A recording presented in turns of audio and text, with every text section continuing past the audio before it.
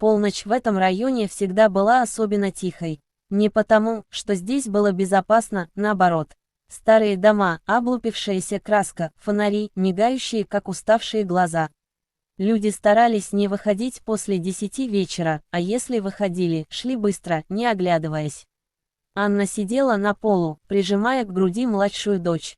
Вторая, Мария, стояла у двери и пыталась удержать ее, прижав маленькое плечо к треснувшему косяку. Дверь больше не закрывалась. Замок был выбит. «Мам», – прошептала Мария, – «он вернется». Анна не ответила. Она не могла. Горло сжало так, будто в него насыпали стекла. Час назад ее муж, человек, которого она когда-то любила, выбил дверь, кричал, требовал деньги, которых не существовало, а потом ушел, пообещав вернуться. Телефон Анны был разряжен. Соседи давно перестали вмешиваться. В этот момент Мария вдруг отпустила дверь. «Ты куда?» – Анна вскочила, сердце ухнуло вниз.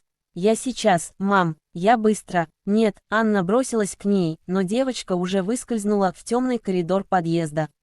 Мария бежала босиком по холодному бетону, сжимая в руке старую резинку для волос. Она всегда так делала, когда нервничала. В голове крутилась одна мысль: мама боится. А если мама боится, значит, надо что-то сделать. Дом напротив был другим, чистым, с камерами, с новым забором. Там жил мужчина, которого все называли странным. Он почти ни с кем не говорил. Всегда один, всегда в темном пальто. Иногда его видели поздно ночью, иногда рано утром. Мария подошла к двери и подняла руку. Постояла, опустила, потом снова подняла и постучала. Сначала тишина, потом щелчок замка. Дверь открыл высокий мужчина лет 45. Серые волосы, спокойный взгляд, рубашка без галстука. Он посмотрел вниз и замер. Перед ним стояла девочка лет 7, грязная, заплаканная, босая. «Простите», – прошептала она, – вы умеете чинить двери». Мужчина молчал. «У нас дверь сломалась», – продолжила Мария, сглатывая, – «и маме страшно». Он посмотрел на ее ноги, на синяк на колене, на дрожащие руки. «Как тебя зовут?» – тихо спросил он. «Мария». «А мама где?» «Дома». Девочка опустила глаза. «Он может вернуться». Эти слова ударили сильнее любого крика. «Подожди здесь», – сказал мужчина.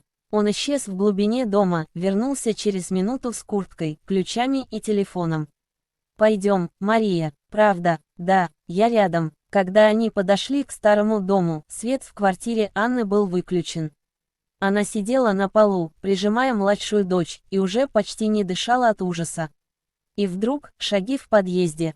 Анна закрыла глаза, но вместо крика, спокойный мужской голос. «Это я с вашей дочерью, все хорошо». Анна распахнула дверь, вернее, то, что от нее осталось. «Мария», она упала на колени, обняв девочку. Мужчина опустился рядом. «Я временно закрою дверь, потом заменим полностью», — сказал он, — «сегодня вы не одни».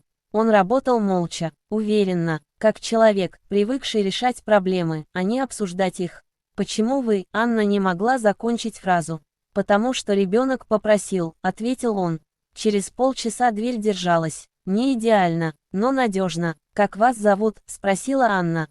«Алексей». Она не знала, что этот человек – генеральный директор международной корпорации, владелец этого дома и еще десятков зданий по всему городу. Пока он был просто человеком, который пришел, когда стало страшно. На следующее утро Анна проснулась от тишины. Настоящей, такой, в которой не ждешь удара в дверь. Дети спали. Она подошла к двери. Она была новой, настоящей, крепкой, с запиской: «Я замени дверь. Замок, лучший, какой смог найти ночью. Если понадобится помощь, вот номер». Алексей. Анна села прямо на пол и заплакала. Прошло несколько дней. Алексей больше не появлялся, но дверь стояла, и страх начал отступать. Через неделю в дверь снова постучали. Анна вздрогнула. «Мам», Мария выглянула, — «это тот дядя». Алексей стоял с пакетом продуктов. Я подумал, он замялся. «Вам, наверное, сейчас непросто». Анна не знала, что сказать. «Проходите», – тихо ответила она. Он увидел квартиру, старую мебель, пустой холодильник, детские рисунки на стенах. «Вы работаете?» – спросил он осторожно. «Уборщицей». По ночам. Иногда. Он кивнул. Я могу помочь вам найти другую работу. Дневную. С нормальной оплатой. Анна напряглась. Почему? Потому что вы не должны бояться в своем доме. Она смотрела на него долго. Вы даже не знаете нас.